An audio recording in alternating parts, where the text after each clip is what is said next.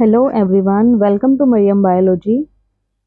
आज की इस वीडियो में हम मियोसिस फर्स्ट की जो प्रोफेज फर्स्ट होती है उसको हम डिस्कस करने वाले हैं। इससे प्रीवियस वीडियो में हमने मियोसिस के बारे में जो भी जनरल पॉइंट्स होते हैं उनको हमने डिस्कस किया था। ओके, तो ये इस वीडियो का सेकंड पार्ट है जिसमें हम मियोसिस के अंदर जो प्रोफेज फर्स्ट स्टेज है उसको हम डिस्कस करेंगे। तो प्रोफेज फर्स्ट में हमने लास्ट वीडियो में भी देखा था कि अलग अलग सब स्टेजेस होती हैं, जैसे leptotene, zygotene, pachytene, diplotene and diakinesis. अब इनको एक एक सब स्टेज को हम इन डिटेल देखने वाले हैं। So let's start with leptotene. Okay, so here this is leptotene. ये हमारी लेप्टोटीन स्टेज है। तो इस लेप्टोटीन स्टेज में क्या होता है कि जो क्रोमोसोम्स का जो रेप्लिकेशन वो हो चुका होता है, या फिर कुछ सेल्स में रेप्लिकेशन जो है वो अभी भी चल रहा होता है। ओके, और रेप्लिकेशन चलने के साथ साथ क्या होता है कि जब रेप्लिकेशन हो चुका होता है तो क्रोमोसोम्स जो होते हैं वो हमारे थिक हो जाते हैं, और थिक होने के साथ साथ वो विजिबल होने लगते हैं। ओके, और जो क्रोमोसोम्स होते हैं ये क्या करते हैं कि ये जो हमारा न्यूक्लियर एनवेलप है यहाँ पे, इस न्यूक्लियर एनवेलप पे क्रोमोसोम्स क्या करते हैं, न्यूक्लियर एनवेलप के ऊपर यहाँ पे ये अटैच्ड रहते हैं अपने क्रोमेटिड्स के थ्रू। ठीक है, तो यहाँ पे जब ये इस तरीके से अटैच्ड रहते हैं तो ये हमें एक बुके की फॉर्म में दिखते हैं, जैसे कि एक फ्लावर का बुके होता है उस तरीके से ये हमें शो होते हैं। इसलिए इस स्टेज को हम बुके स्टेज भी बोलते हैं। तो अगर क्वेश्चन में अगर ये पूछा जाए कि बुके स्टेज हमें कब देखने को मिलता है, तो ये स्टेज हमें लेप्टोटीन के अंदर देखने को मिलता है, जहाँ पे क्रोमोसोम्स जो होते हैं वो न्यूक्लियर एनवेलप के ऊपर अटैच रहते हैं। ओके, तो ये था लेप्टोटीन। नेक्स्ट स्टेज जो आती है वो आती है जाइगोटीन। तो जाइगोटीन स्टेज में क्या होगा कि जो क्रोमोसोम्स जो होते हैं, हमें पता है कि हमारी सेल्स के अंदर जो क्रोमोसोम्स प्रेजेंट होते हैं वो पेयर्स में होते हैं। ठीक है, लाइक कोई सपोज क्रोमोसोम नंबर 1 है, तो ये क्रोमोसोम नंबर 1 एक पेयर में प्रेजेंट होगा। ठीक है, ये दोनों मिलकर के एक पेयर बनाते हैं, जिसमें से एक क्रोमोसोम मदर से आता है, एक क्रोमोसोम जो है वो फादर से आता है। ओके, तो अभी अभी यहाँ पे डीएनए रेप्लिकेशन वगैरह हुआ है, क्रोमोसोम जो है वो रैंडमली इधर उधर पड़े हुए होते हैं, किसमें, लेप्टोटीन स्टेज में। लेकिन जैसे जैसे जाइगोटीन आती है, सेल जाइगोटीन में एंटर करती है, तो यहाँ पे अब क्या होगा, सिनेप्सिस का फॉर्मेशन होने लगता है। ओके, अब ये सिनेप्सिस क्या है, तो सिनेप्सिस वो प्रोसेस है जिसके थ्रू जो होमोलोगस क्रोमोसोम्स होते हैं उनकी पेयरिंग होती है।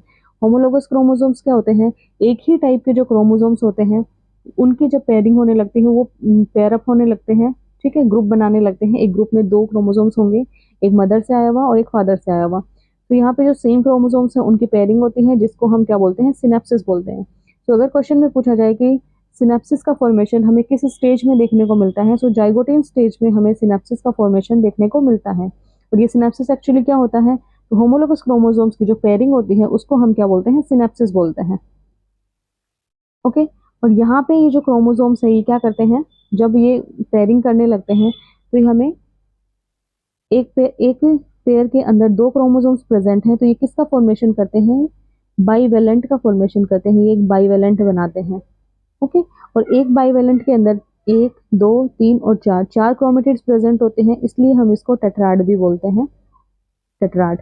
ओके, अब अगर हम इस एक बाईवेलेंट की बात करें, तो इस एक बाईवेलेंट में क्या हो रहा है कि दो टर्म्स आती हैं यहाँ पे, एक होता है सिस्टर क्रोमेटिड्स, एक होता है नॉन सिस्टर क्रोमेटिड्स। तो सिस्टर क्रोमेटिड्स किसको बोलते हैं, कि सपोज ये कोई क्रोमोसोम है हमारा। ओके, तो इसका एक क्रोमेटिड तो ये है और एक क्रोमेटिड इसका ये है, तो इन दोनों क्रोमेटिड्स को तो हम क्या बोलते हैं, सिस्टर क्रोमेटिड। ओके, इनको क्या बोला जाएगा, सिस्टर क्रोमेटिड बोला जाता है। बट अगर यहाँ पे एक और क्रोमोसोम प्रेजेंट हो, सपोज एक क्रोमोसोम और प्रेजेंट है, क्योंकि एक पेयर में दो क्रोमोसोम्स होते हैं, तो यहाँ पे एक और क्रोमोसोम प्रेजेंट है, तो अब ये दोनों क्रोमोसोम्स क्या है, होमोलोगस क्रोमोसोम्स है। बट इसके अंदर जो ये दो क्रोमेटिड्स हैं जिनको हम सिस्टर क्रोमेटिड बोल देंगे, बट ये वाला क्रोमेटिड और ये वाला क्रोमेटिड ये दोनों क्या है, एक दूसरे के लिए नॉन सिस्टर क्रोमेटिड हैं। तो सिस्टर क्रोमेटिड और नॉन सिस्टर क्रोमेटिड, इस वाले डायग्राम में अगर हम देखें तो ये दोनों एक दूसरे के सिस्टर क्रोमेटिड हैं, बट ये ग्रीन वाला और ये जो ब्राउन वाला ये जो है, ये दोनों एक दूसरे के लिए नॉन सिस्टर क्रोमेटिड हैं, क्योंकि आगे चल करके इन्हीं नॉन सिस्टर क्रोमेटिड के बीच में क्या होने वाला है, रिकॉम्बिनेशन होने वाला है ना। क्रॉसिंग ओवर होने वाला है। सो ये सिस्टर क्रोमेटिड और ये नॉन सिस्टर क्रोमेटिड दोनों मिलकर के, दोनों क्रोमोसोम्स मिलकर के एक बाईवेलेंट का फॉर्मेशन करते हैं, जिसके अंदर 4 क्रोमेटिड्स होते हैं जिनको टेट्राड बोला जाता है। तो अगर बाईवेलेंट और टेट्राड का पूछा जाए तो ये कहाँ पे प्रेजेंट होते हैं, तो ये हमें जाइगोटीन स्टेज में देखने को मिलते हैं। और इस जाइगोटीन स्टेज के अंदर सिनेप्टोनीमल कॉम्प्लेक्स का फॉर्मेशन होता है, जो क्या है, होमोलोगस क्रोमोसोम की पेयरिंग का एक प्रोसेस होता है। सो लेट्स सी, ये सिनेप्टोनीमल कॉम्प्लेक्स है, ये क्या होता है। तो यहाँ पे आप देख सकते हो कि ये इधर होमोलोगस क्रोमोसोम्स है, सपोज ये मैटरनल क्रोमोसोम्स है और ये इधर पैटर्नल क्रोमोसोम्स है, जो मदर से आए हुए हैं और ये फादर से आए हुए हैं। तो इनके बीच में इस तरीके से पेयरिंग होने लगेगी। पेयरिंग होने के लिए एक सिनेप्टोनीमल कॉम्प्लेक्स का फॉर्मेशन करेंगे। ये सिनेप्टोनीमल कॉम्प्लेक्स क्या है, एक प्रोटीनियस स्ट्रक्चर होती है, प्रोटीनियस स्ट्रक्चर है जो प्रोटीन से मिलकर के बनी हुई होती है। और इसके अंदर 2 पार्ट होते हैं, एक ये इसका सेंटर वाला पार्ट होता है, जहाँ जिनको यहाँ पे राउंड से दिखाया गया है, ये वाला इसका सेंटर वाला पार्ट है जिसको हम सेंट्रल एलिमेंट बोलते हैं। और ये जो पेरिफेरी की तरफ जो हम दिखा रखा है, इसको हम बोलते हैं लेटरल एलिमेंट। ओके, तो जो सेंट्रल एलिमेंट होता है वो SYCE1, SYCE2 and SYCE3 in protein से मिलकर के बना होता है सेंट्रल एलिमेंट। और जो लेटरल एलिमेंट होता है वो SYCP2 and SYCP3 in protein से मिलकर के बना हुआ होता है सेंट्रल एलिमेंट। और ये जो प्रोसेस है इसको हम क्या बोलते हैं, सिनेप्टोनीमल कॉम्प्लेक्स का फॉर्मेशन होता है, जिससे होमोलोगस क्रोमोसोम्स की आपस में पेयरिंग होती है। तो this is the structure of synaptonemal complex. Okay, so ये सिनेप्टोनीमल कॉम्प्लेक्स भी कब देखने को मिलता है, हमें जाइगोटिन स्टेज में ही देखने को मिलता है। नेक्स्ट स्टेज आती है उसके बाद में पेकाइटिन स्टेज।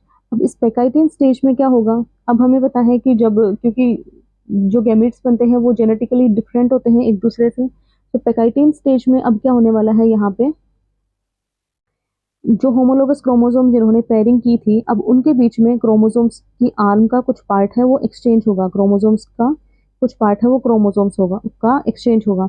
किस किस के बीच में होगा ये एक्सचेंज, तो ये दोनों क्या है, ये नॉन सिस्टर क्रोमेटिड्स है, नॉन सिस्टर क्रोमेटिड्स है, इनके बीच में क्रॉसिंग ओवर का प्रोसेस होगा।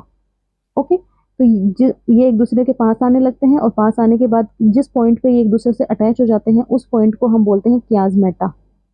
ओके, उस पॉइंट को क्या बोला जाता है, कियाज्मेटा। सो कियाज्मेटा हमें कब देखने को मिलता है, पेकाइटिन स्टेज में हमें कियाज्मेटा देखने को मिलता है। ओके, इसके बाद अब क्या होगा, ये दोनों मूव करेंगे ऑपोजिट डायरेक्शन में, ये वाला पार्ट इसका इधर जाएगा और ये वाला ग्रीन पार्ट है इस क्रोमोसोम का वो इस पे आ जाएगा। तो फाइनली ये इस तरीके का हमें दिखने लगेगा। तो पेकाइटिन स्टेज और ये है डिप्लोटिन स्टेज। ओके, तो डिप्लोटिन स्टेज आने के बाद क्या होगा कि दोनों जो क्रोमोसोम्स हैं उनके बीच में क्रॉसिंग ओवर हो चुका होता है, रिकॉम्बिनेशन बोलते हैं जिसको हम, ठीक है, ये इनका दोनों का क्रोमोसोम है वो एक्सचेंज हो गया है, जिसकी वजह से जेनेटिक वेरिएशंस आते हैं, जो एक ही पेरेंट के जो 2 या 4 सिबलिंग्स होते हैं वो एक दूसरे से डिफरेंट होते हैं। तो वो इसी वजह से होता है कि जब क्रॉसिंग ओवर या रिकॉम्बिनेशन की वजह से इनमें क्या आ जाती हैं, वेरिएशंस आ जाते हैं। ओके, तो क्रॉसिंग ओवर या रिकॉम्बिनेशन हमें कहाँ देखने को मिलता है, पेकाइटिन स्टेज में, मतलब ये प्रोसेस होती है और डिप्लोटिन आते आते रिकॉम्बिनेशन है वो हो चुका होता है। अब यहाँ पे एक टर्म आता है कियाज्मेटा टर्मिनलाइजेशन, टर्मिनलाइजेशन। ये टर्मिनलाइजेशन क्या होता है कि जब ये इस पॉइंट पे जब अटैच हुए हैं तो डिप्लोटिन आने के बाद ये यहाँ से क्या होंगे, सेपरेट होने लगेंगे। सेपरेट होंगे तो धीरे धीरे क्या होगा, ये टर्मिनेट होने लगेगा ये कियाज्मेटा, और उसी प्रोसेस को हम क्या बोलते हैं, टर्मिनलाइजेशन भी बोलते हैं। तो टर्मिनलाइजेशन हमें डिप्लोटिन स्टेज में देखने को मिलता है। ओके, सो कियाज्मेटा, क्रॉसिंग ओवर और रिकॉम्बिनेशन, ये दोनों पेकाइटिन में तो कियाज्मेटा का फॉर्मेशन होगा और रिकॉम्बिनेशन या क्रॉसिंग ओवर है वो डिप्लोटिन में होगा। इसके बाद नेक्स्ट स्टेज आती है डाइकाइनेसिस। तो अब इस डाइकाइनेसिस के प्रोसेस में क्या होगा, अब यहाँ पे आप देख सकते हो कि क्रॉसिंग ओवर यहाँ पे हो चुका है, क्रॉसिंग ओवर हो चुका है, क्रोमोसोम का ये पार्ट है एक्सचेंज हो चुका है दोनों में। ओके, क्रॉसिंग ओवर हो गया, रिकॉम्बिनेशन हो गया। अब ये जो क्रोमोसोम्स हैं इस तरीके से प्रेजेंट हैं, जिनको हम बाइवेलेंट बोलते हैं, और 4 क्रोमेटिड्स हैं इसमें, इसलिए इसको टेट्राड भी बोला जाता है। होमोलोगस ही है क्रोमोसोम्स, ये पेयर में प्रेजेंट है। ओके, अब यहाँ पर क्या होता है कि अभी तक सेल के अंदर जो न्यूक्लियर एनवेलप था वो एज इट इज बना हुआ होता है, बट जैसे ही सेल डाइकाइनेसिस से आगे किस में जाएगी, मेटाफेज में जाएगी, मेटाफेज फर्स्ट में जाएगी, तो अब ये न्यूक्लियर एनवेलप जो है ये डिसइंटीग्रेट होने लगता है। ओके, सो डाइकाइनेसिस से जब मेटाफेज में जाएगी तो न्यूक्लियर एनवेलप डिसइंटीग्रेट होने लगेगा आरएनए। तो इस तरीके से हमने इसकी सब स्टेजेस को देख लिया। प्रोफेज फर्स्ट, जिसके अंदर leptotene, zygotene, pachytene, diplotene and diakinesis होते हैं। इसके बाद प्रोफेज के बाद आती है मेटाफेज फर्स्ट। सो अब इस मेटाफेज फर्स्ट में क्या होगा कि जो क्रोमोसोम्स होते हैं वो मेटाफेज प्लेट की तरफ आने लगते हैं। ओके, यहाँ पे ये अलाइन हो जाते हैं। काइनेटोकोर से स्पिंडल फाइबर्स निकलते हैं और ये स्पिंडल फाइबर इनके जो क्रोमेटिड्स होते हैं, क्रोमेटिड का जो सेंट्रोमियर वाला जो पार्ट है वहाँ पे अटैच होने लगते हैं और मेटाफेज प्लेट पे ये अरेंज हो जाते हैं। उसके बाद टीलोफेज फेज आती है। तो इस टीलोफेज में क्या होगा, सॉरी, मेटाफेज के बाद एनाफेज आएगी। मेटाफेज के बाद नेक्स्ट स्टेज आती है हमारी एनाफेज। तो इस एनाफेज में क्या होता है कि ये जो स्पिंडल फाइबर होते हैं ये सिकुड़ने लगते हैं, जिससे क्या होगा, क्रोमोसोम्स जो होते हैं वो ऑपोजिट पोल की तरफ मूव करने लगते हैं।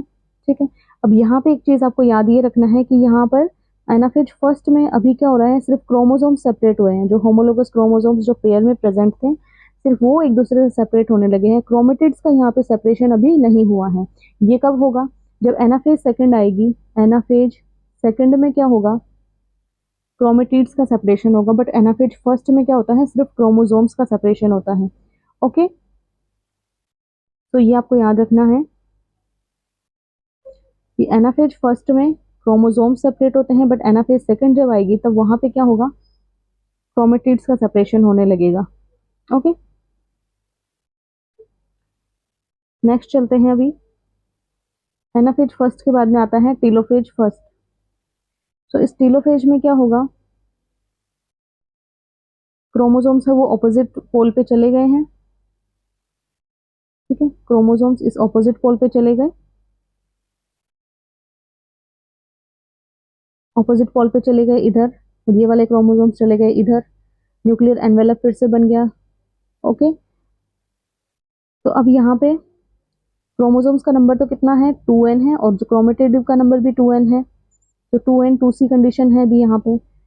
लेकिन जब टीलोफेज सेकंड हो जाएगा उसके बाद क्रोमोसोम्स का नंबर भी रिड्यूस हो जाएगा और डीएनए कंटेंट है वो भी रिड्यूस होकर के एन सी। तो जो 4 सेल्स बनेंगी उनमें क्रोमोसोम का नंबर भी हाफ हो जाएगा और जो डीएनए कंटेंट है वो भी हाफ हो जाएगा। तो टीलोफेज के बाद में कौन सी फेज आएगी, टीलोफेज के बाद आएगा साइटोकाइनेसिस। तो साइटोकाइनेसिस में एक्चुअली क्या होगा, साइटोप्लाज्म, ये यहाँ पे न्यूक्लियस का तो डिवीजन हो गया है ना, इसको तो हम क्या बोलते हैं, कैरियोकाइनेसिस। इसको हम क्या बोलते हैं, कैरियोकाइनेसिस। ठीक है, डिवीजन ऑफ न्यूक्लियस। और साइटोकाइनेसिस किसको बोलते हैं, जब साइटोप्लाज्म का डिवीजन हो जाएगा तो उसको हम बोलते हैं साइटोकाइनेसिस। तो यहाँ पर साइटोकाइनेसिस हो गया, 2 सेल्स बन गई, कि यहाँ पे 2n ही है भी, 2n 2c। जब इनसे आगे सेल्स बनेंगी 2, तो NC। ठीक है, 2 सेल, ये वाली भी NC रहेगी और ये वाली भी NC। इससे भी 2 सेल बनेंगी, NC। सो क्रोमोसोम का नंबर भी हाफ और क्रोमेटिड का नंबर भी, सॉरी डीएनए कंटेंट है वो भी हाफ हो जाएगा। ओके, तो इस तरीके से एक सेल से 4 सेल बनेंगी, बट यहाँ पे अभी एक सेल से 2 सेल ही बनी है। सो मियोसिस फर्स्ट यहाँ पे कंप्लीट होता है। इसके बाद आएगा हमारा मियोसिस सेकंड, जिसको हम नेक्स्ट पार्ट में देखेंगे। ओके, आई होप आपको ये समझ आया होगा।